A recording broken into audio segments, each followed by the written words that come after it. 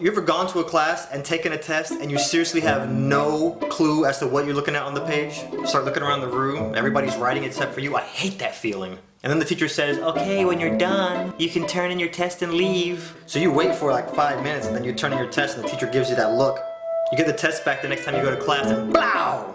Big ol' fat F. Then you say, bump this, I'm studying. But if you're like me, you suffer from chronic procrastination and you wait till the night before to even open your book to study. And then you study like a boss, like you cram sesh in effects. You got that book open and you're studying for hours. You quiz yourself, you cover up the answer, and you read yourself the question. You start hyping yourself up like, what? I'm gonna kill this test. Take the test and blow, big ol' fat F. So I start doing what some of you guys have probably done at some point.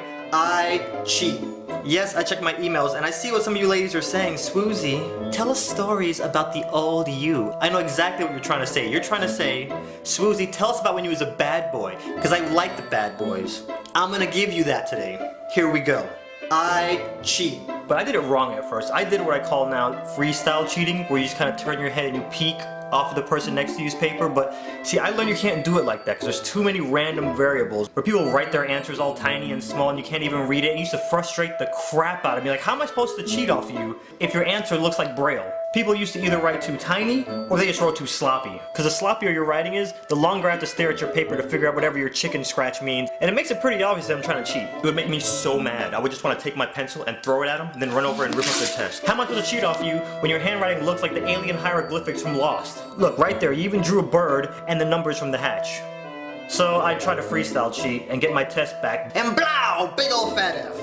I gave up. I was like, bump it. I'm gonna fail this dumb class. I don't care anymore.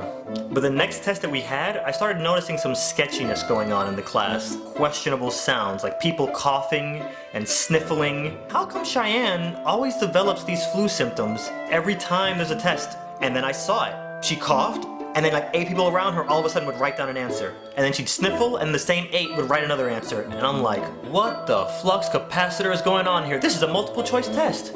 These people are cheating. I look over at the teacher, totally oblivious as to what's going on.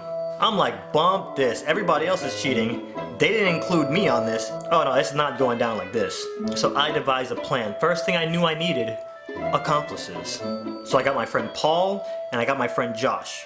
I was gonna be the point man, Paul was gonna be the diversion, and Josh didn't do squat, he just got a free ride.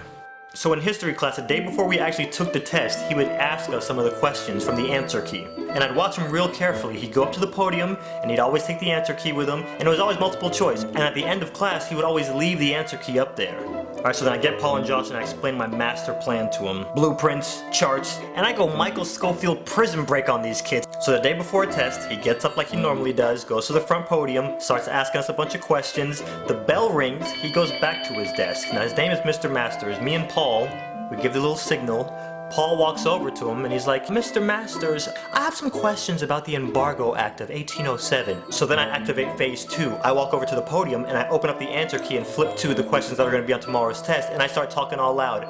Okay, attention class, I'm going to read off all the answers to the test. B, B, C, D, A, B, B, D, C. Mr. Masters looks up like, what are you doing? I'm like, don't worry, don't worry.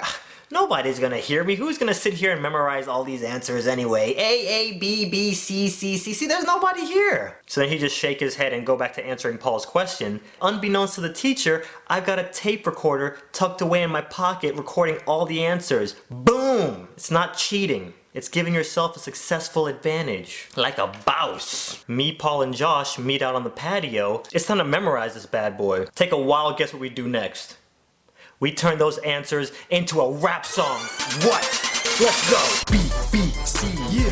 A, G, E, yeah. A, C, B, B, C, B. Next day we walk into class. We about to handle our business. Stone cold. Game face is on. It's go time. We all sit on opposite ends of the class because we know we're about to get A's. What you gonna do about it? You can't say nothing. But see, now when I start taking these tests, everybody thinks I'm crazy because I'm sitting there mumbling to myself like, Lord of mercy. Get the test back, blow, big ol' fat A. The teacher's job is to grade the student's mind, not the paper. Think about that. And that's how we justified it. We weren't cheating, we were collaborating. Tiger blood, forget tiger blood running through your veins, we got ninja blood on deck. There was one more collaboration that went down, but if you guys promise not to do any collaborating / cheating in the meantime, I'll tell you guys that story in an upcoming video.